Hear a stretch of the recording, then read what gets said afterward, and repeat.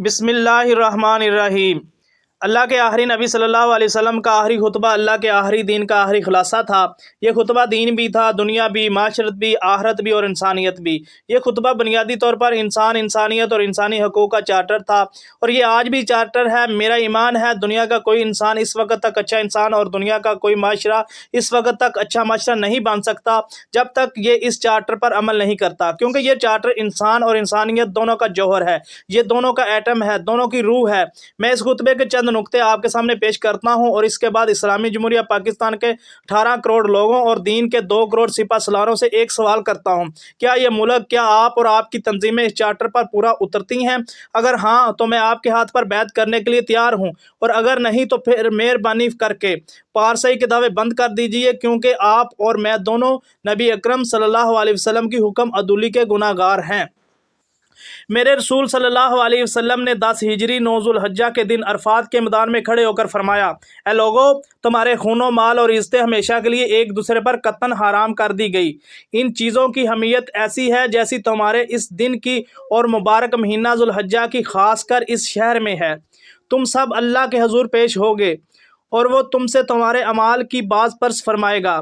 آپ اپنے گریبان میں جھانکیے اور جواب دیجئے: کیا ہمارے ہاتھ سے دوسرے مسلمان کی جان، مال اور عزت محفوظ ہے؟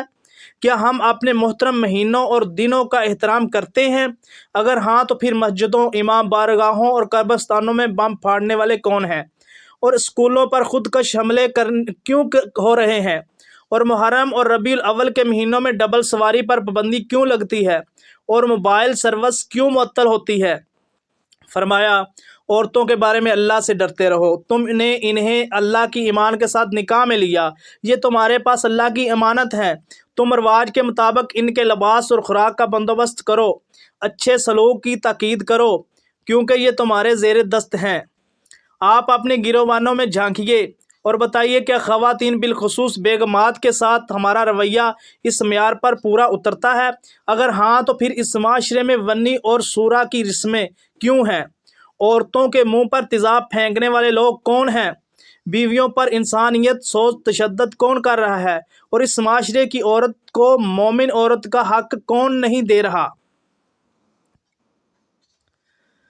فرمایا: ہر مسلمان دوسرے مسلمان کا بھائی ہے، کسی کے لیے جائز نہیں یہ اپنے بھائی کے مال سے کوئی چیز اس کی اجازت کے بغیر لے۔ جو کام کرو اللہ کی رضا کے لیے کرو۔ حاکم وقت کو اس خیر خواہی نصیحت کرنا، مسلمانوں کی جماعت میں شامل رہنا، غلام کو وہی کھلاؤ جو خود کھاتے ہو، وہی پہناؤ جو تم خود پہنتے ہو، اس سے غلطی ہو جائے تو اسے سزا نہ دینا۔ اور 3 بار فرمایا: میں تم میں پڑوسی کے بارے میں نصیحت کرتا ہوں۔ پھر فرمایا: وارث کے لیے جائیداد میں حصہ ہے، عربی کو عجمی پر کوئی فضیلت نہیں ہے، اور نہ ہی سرخ رنگ والے کو کالے پر، اور اللہ کی نظر میں صرف متقی مکرم ہے۔ آپ گریبان میں جھانکیے اور بتائیے: کیا ہم دوسرے مسلمانوں کو اپنا بھائی سمجھ رہے ہیں؟ کیا ہم خود مسلمانوں کی جماعت میں رہتے ہیں؟ اور کیا ہم دوسروں کو بھی رہنے دیتے ہیں؟ کیا ہمارے متحد، ہمارے ملازمین بھی ہماری طرح خوشحال ہیں؟ کیا ہمارے پڑوسی ہم سے خوش ہیں؟ کیا ہم اپنے تمام وارثوں کو حصہ دے رہے ہیں؟ اور کیا اس معاشرے میں گورا اور کالا برابر ہے؟ اگر ہاں تو پھر مسلمانوں کو کافر قرار دینے والے مسلمان کون ہیں؟ ہمارے ملازمین ہڑتالیں کیوں کر رہے ہیں؟ عدالتوں میں وراثت کے لاکھوں مقدمے کیوں چل رہے ہیں؟ ہمارے ہمسائے فون کر کے پولیس کو کیوں بلا لیتے ہیں؟ لوگ رنگ گورا کرنے کی کریمیں کیوں استعمال کرتے ہیں؟ اور ہم اپنے ناموں کے ساتھ اپنے بلند مرتبت قبیلوں، خاندانوں اور مکاتب فکر کے حوالے کیوں لکھتے ہیں؟ اور ملک کے علماء کرام اس دوڑ میں عام لوگوں سے آگے کیوں ہیں؟ یہ لوگ تقویٰ کی بجائے نقوی، بریلوی، نقش بندی، قادری، مشہدی، نجفی اور دیوبندی کو اپنی دستار کیوں بناتے ہیں؟ بتائیے، جواب دیجئے۔ فرمایا، میرے بعد دشمن بن کر ایک دوسرے کو قتل نہ کرنا۔ میں تمہارے پاس 2 چیزیں چھوڑ کر جا رہا ہوں، یہ تھامے رکھو گے تو کبھی نہیں بھٹکو گے، اللہ کی کتاب اور میری سنت۔ آپ اپنے گریبانوں میں جھانکیے اور جواب دیجئے، کیا ہم ایک دوسرے کے دشمن بن کر ایک دوسرے کو قتل نہیں کر رہے؟ کیا امت آج تک قرآن مجید اور سنت پر متفق ہوئی؟ کیا ہم 1400 سال سے قرآن مجید کے مطالب پر نہیں لڑ رہے؟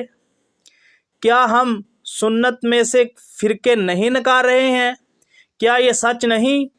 اللہ کے رسول صلی اللہ علیہ وسلم نے ہمارے لیے صرف کتاب اور سنت چھوڑی تھی، لیکن ہم نے ان میں سنی، شیعہ، اہل حدیث اور بریلوی کو بھی شامل کر دیا۔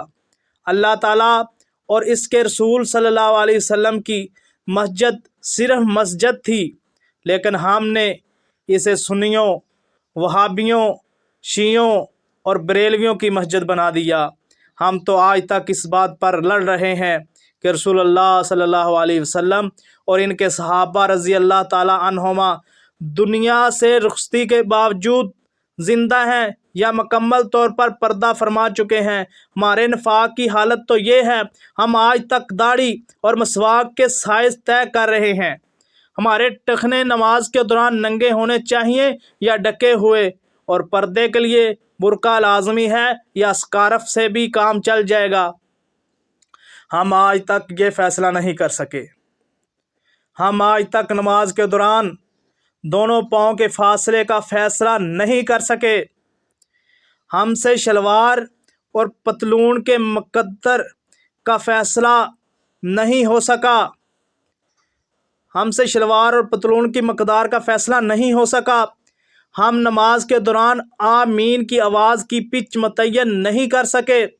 ہم یہ فیصلہ نہیں کر سکے صرف دینی علم کافی ہے یا پھر اس میں سائنس کی گنجائش بھی موجود ہے۔ اللہ کے رسول صلی اللہ علیہ وسلم نے اپنے آخری خطبے میں فرمایا تھا، قتل نہ کرنا اور قرآن اور سنت کو تھامے رکھنا، لیکن ہم نے قرآن اور سنت کو اپنے مسلمان بھائیوں کے قتل کی وجہ بنا لیا۔ کیا یہ اسلام ہے؟ کیا یہ شریعت ہے؟ اگر نہیں تو پھر مساجد کو فرقہ واریت، سنت اور قرآن کو اختلافات کا ذریعہ بنانے والے لوگ کون ہیں؟ آپ مسلمان ہیں اور عالم دین ہیں تو پہلے تقوی کو فضیلت کی بنیاد بنائیے۔ گورے اور کالے اور عربی اور عجمی کی تفریق ختم کیجیے۔ اپنے آپ کو اپنے باپ کے سوا دوسروں سے منسوب کرنا بند کیجیے۔ وارثوں کو پورا حصہ دیجیے اور وراثت میں اپنے حق سے زیادہ وصول کرنا بند کیجیے۔ مسجدوں اور درگاہوں کو وراثت بنانا بند کیجیے۔ پڑوسی سے وہ حسن سلوک کیجیے جس کا رسول اللہ صلی اللہ علیہ وسلم نے حکم دیا تھا۔ ملازموں کو معاف کرنا شروع کیجیے۔ اللہ کی رضا کو اپنے اعمال کا مرکز بنائیے۔ مسلمانوں کو دائرہ اسلام سے خارج کرنا بند کیجیے۔ بیویوں کے ساتھ حسن سلوک کیجیے۔ اور اللہ کے رسول صلی اللہ علیہ وسلم نے آخری خطبے میں 4 مہینوں کو احترام کے مہینے قرار دیا تھا۔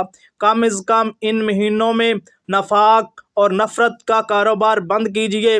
ان مہینوں کو اتنا احترام دے دیجیے کہ ریاست کو موبائل فون بند کرنا پڑے، ایمرجنسی لگانا پڑے، پولیس تعینات کرنا پڑے اور نہ ہی ڈبل سواری پر پابندی لگانا پڑے، اور مسلمانوں کی جان، مال اور عزت کو اپنے اوپر حرام قرار دے دیجیے، اور اس کے بعد میرے جیسے گناہ گاروں کی اصلاح فرمائیے۔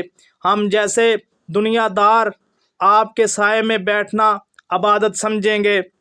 مجھے افسوس سے کہنا پڑتا ہے، اللہ کے آخری نبی صلی اللہ علیہ وسلم کا آخری خطبہ دنیا کا عظیم چارٹر تھا، لیکن ہم لوگ اس پورے چارٹر کو اپنی ذات اور اپنے معاشرے پر نافذ کرنے کی بجائے اس میں سے صرف سود کا حصہ اٹھاتے ہیں اور ریاست کو حکم دے دیتے ہیں۔